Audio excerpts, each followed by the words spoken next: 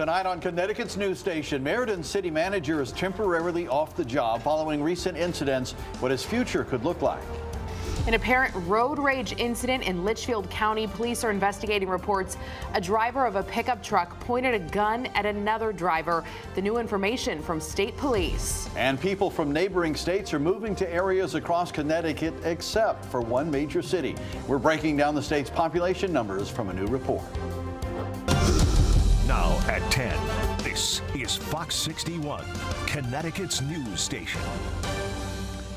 And we begin on the Weather Watch tonight and the return of some warmer temperatures in this month of November. Thanks for joining us for the Fox 61 News at 10. I'm Brent Hart. And I'm Sarah Sanchez. After that fall chill in the air for a couple days, the temps will be climbing this weekend. Let's check in with Chief Meteorologist Rachel Frank for a first look at the forecast. Rach. Yeah, they're already climbing outside right now, meaning it's not going to be as cold tonight as it was last night into this morning. This is a look at overnight lows. We dropped into the upper 20s to low 30s, but tonight will not be nearly as cold. Right now it's 46 degrees in Hartford. We're still in the 50s for the Connecticut shoreline, and overnight we'll see temperatures only drop back into the upper 30s to low 40s as we head towards daybreak. So we are not expecting any frost to start off the day tomorrow like we've seen the last couple of days. So not as cold, and even though we are dry both Saturday and Sunday, it's not a sunny weekend. We will have quite a bit of clouds when you wake up, and we might even turn overcast for a little while as we head through the day tomorrow.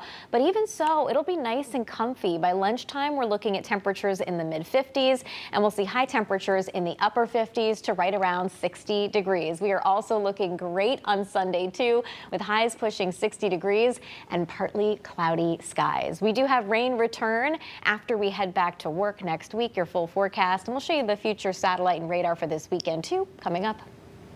All right, Rachel, thanks. Well, new at 10 tonight, more people are moving to Connecticut, and new population data giving a clearer picture of who's deciding to call Connecticut home. A report finds people are moving here from one place in particular, and they're moving here in droves.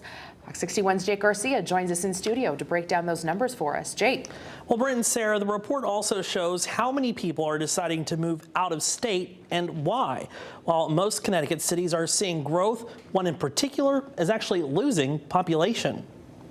More people are coming to Connecticut and deciding to call the Constitution state home. 4 Connecticut cities saw some of the fastest population growth in the state.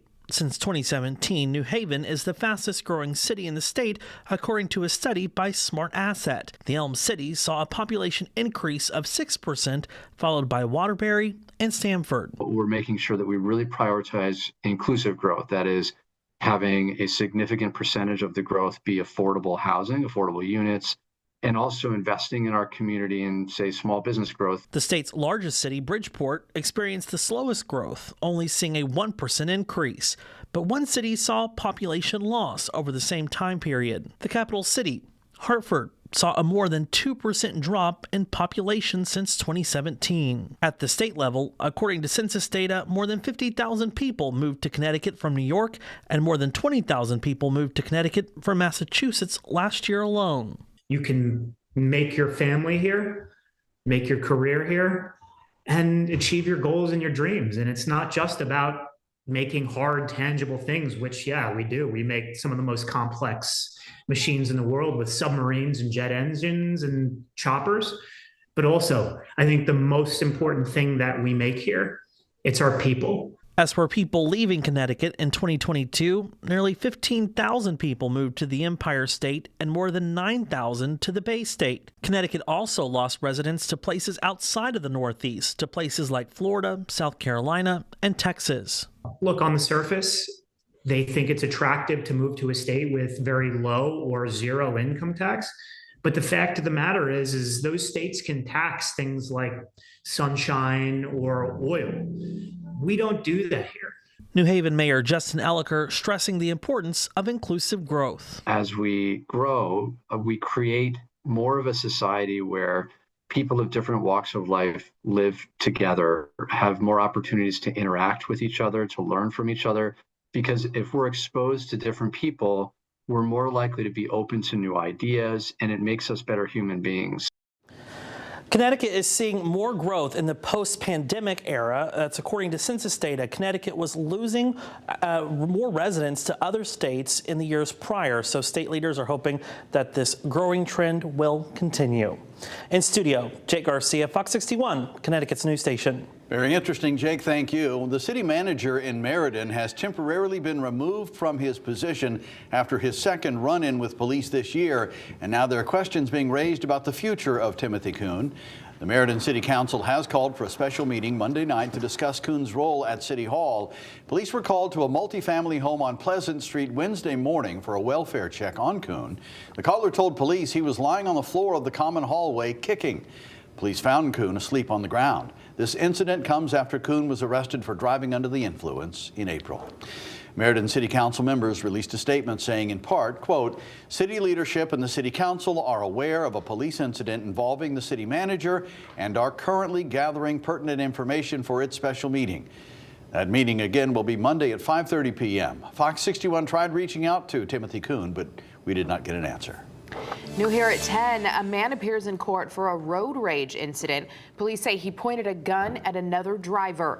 Litchfield police say it happened on Route 4 and Birch Park Road in Harwinton. A driver claims they were behind a Dodge Ram pickup truck when the truck abruptly came to a stop and then continued to brake check as they were driving. The driver says they saw the man behind the wheel of the pickup point a shotgun at them through the truck's window. Police arrested 63-year-old Kenneth Mack, the owner of the pickup truck. Mack is being charged with breach of peace and threatening by displaying a firearm. Bridgeport mayoral candidate John Gomes is claiming absentee ballot fraud is continuing despite winning the recent court case that ordered a new primary. So the question becomes, is anyone protecting the integrity of the vote?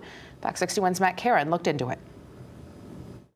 Well, you might remember it was back in September, right here at the state capitol, when lawmakers approved $150,000 salary to hire an election monitor in Bridgeport. But the state says they couldn't find somebody to fill that position.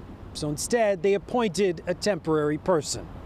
The best way possible right now that we have to execute a fair election is to show up and vote in person. As of Friday, 2,521 absentee ballots have been issued to voters in Bridgeport. That's about half the number sent to just Democrats during the primary, but it's still the most of any municipality.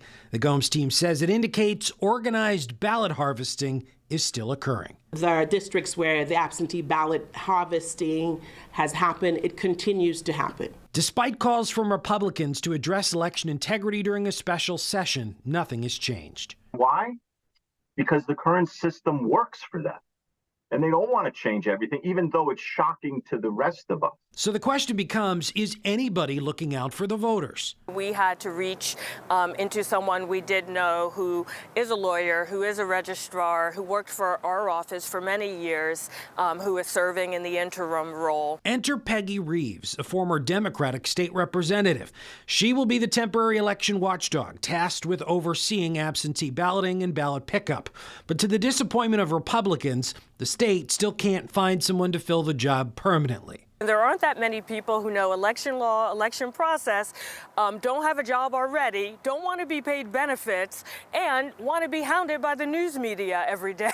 This just seems to be, excuse after excuse. The public service is about serving the public. That requires at times dealing with the public, dealing with the media, dealing with the press, being involved in topical issues. With an election just 3 days away, so much remains unclear. Chiefly, will Tuesday's election even count? And how far does the absentee ballot fraud extend? This is a problem here and here alone. It's not isolated to Bridgeport. Now, yesterday, Bill Bloss, the attorney for John Gomes, said that if Gomes does win the general election on Tuesday, there won't be a need to hold a new primary. He'll become the mayor. Case closed, issue settled. But the Secretary of the State's office told me today that still is a gray area. It remains unclear. A lot of things still need to be answered, changing by the hour. Reporting outside the state capitol in Hartford, Matt Caron, Fox 61, Connecticut's news station. A Burlington man is accused of growing a significant amount of illegal mushrooms inside his home. On Thursday around 9 a.m., the State Narcotics Task Force received a tip there was something illegal going on inside a Lion Road home in Burlington. A search warrant allowed detectives to search inside the home, where they found a mushroom growing factory which had illegal mushrooms worth more than $8 million. 21-year-old Weston Soul admitted to growing illegal mushrooms, which contain a chemical not approved for medical use and can be abused. It's been going on for so long that it's just, it's been since at least, I'm trying to think, it's at 9 months at least.